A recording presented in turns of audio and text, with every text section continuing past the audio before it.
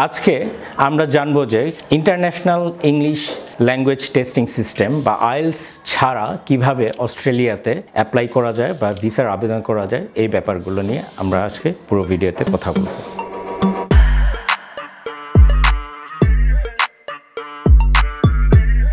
আসসালামু আলাইকুম, আমি আপনাদের সাথে আছি মাহবুব মাসুম। আমি অস্ট্রেলিয়া সহ পৃথিবীর বিভিন্ন দেশে মাইগ্রেশন এবং ভিসার সম্পর্কে বিভিন্ন সময় নানা রকম তথ্য এবং নানা রকম জটিলতা নিয়ে আপনাদের সামনে ভিডিও উপস্থাপন করে থাকি। আইএলসের প্রথম যেই বিকল্পটি আছে সেটিকে বলা হয় পিটিই বা পিয়ারসনস টেস্ট ফর ইংলিশ।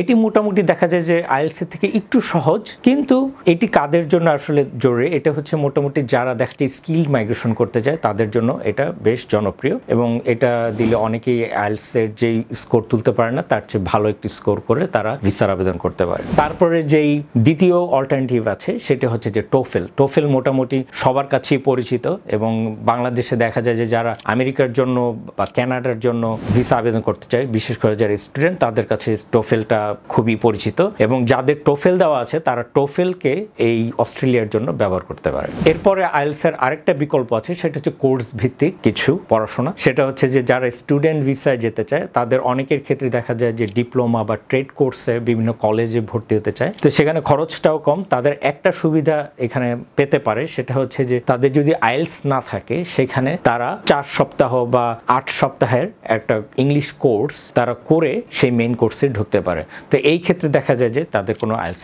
স্কোর লাগে না, তারা ডিরেক্টলি কোর্সে ভর্তি হতে পারে, সেখানে গিয়ে ইংলিশ কোর্স করবে, তারপরে মোটামুটি মূল কোর্সে ঢুকে যাবে। এমপ্লয়ার স্পন্সর ভিসা, এটা একটা গুরুত্বপূর্ণ বিষয়। এটা হচ্ছে যে যাদের বাংলাদেশে অনেক বছরের কাজের অভিজ্ঞতা আছে, বা দেখা যায় যে অস্ট্রেলিয়ান কোনো কোম্পানি তাকে স্পন্সর করতে যাচ্ছে তার কোম্পানিতে, সেক্ষেত্রে দেখা যায় যে অনেক ক্ষেত্রে আইএলস এর কোনো স্কোর লাগে না। তো এটা একটা আইএলস এর বিকল্প হতে পারে, তবে এটা বাংলাদেশের জন্য খুবই রেয়ার, কারণ বাংলাদেশ থেকে অস্ট্রেলিয়াতে এরকম স্পন্সরশিপ দিয়ে খুব কম মানুষই যেতে পারে। এরপরে আরো 3টি ভিসা আছে যাতে কোনো প্রকার আইএলস লাগবে না বা কোনো প্রকার ইংলিশের দক্ষতাও লাগবে না। প্রথম ভিসাটি হচ্ছে যে পার্টনার ভিসা বা স্পাউস ভিসা। যদি কারো হাজব্যান্ড বা ওয়াইফ অস্ট্রেলিয়াতে থাকে, তারা সিটিজেন বা অস্ট্রেলিয়া পার্মানেন্ট রেসিডেন্ট, তাদের বাংলাদেশে থাকা হাজব্যান্ড বা ওয়াইফকে তারা স্পন্সর দিয়ে নিয়ে যেতে পারে, সেক্ষেত্রে তাদের কোনো প্রকার ইংলিশের যোগ্যতা লাগবেই না। তারপরে আছে যে প্যারেন্টস ভিসা। কারো ছেলে মেয়ে যদি অস্ট্রেলিয়া পড়াশোনা করার অবস্থায় থাকে বা তারা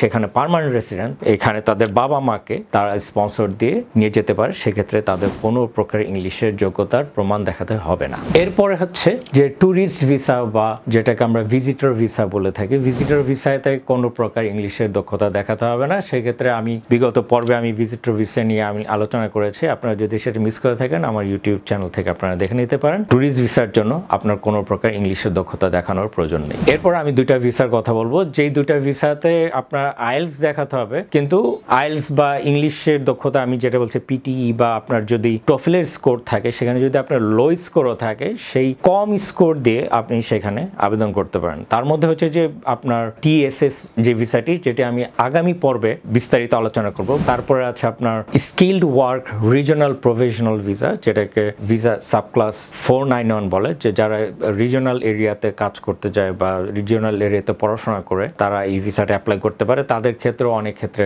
আইএলস এর স্কোরটা কম হলেও চলে, সেক্ষেত্রে আপনি আইএলস এর কম স্কোর দিয়েও ভিসা আবেদন করতে পারবেন। তো আজকে মোটামুটি আমরা আইএলস এর বিকল্প এবং আইএলস এর কম স্কোর দিয়ে কিভাবে আপনি অস্ট্রেলিয়ার বিভিন্ন ক্যাটাগরি ভিসা আবেদন করতে পারেন এগুলো জানলাম। তো আপনাদের যদি বিস্তারিত জানতে হয় আপনার মতামত কমেন্টসে জানান, আমাকে ইনবক্সে রিকোয়েস্ট করুন। আপনার যদি কোনো প্রশ্ন থাকে আমি আপনাদের প্রশ্নের উত্তর দেওয়ার চেষ্টা করব। আজকে এই পর্যন্তই, আগামী পর্বে নতুন কোনো তথ্য নিয়ে আপনাদের সামনে হাজির হব। সেই পর্যন্ত আপনারা ভালো থাকুন, সুস্থ থাকুন, আল্লাহ হাফেজ।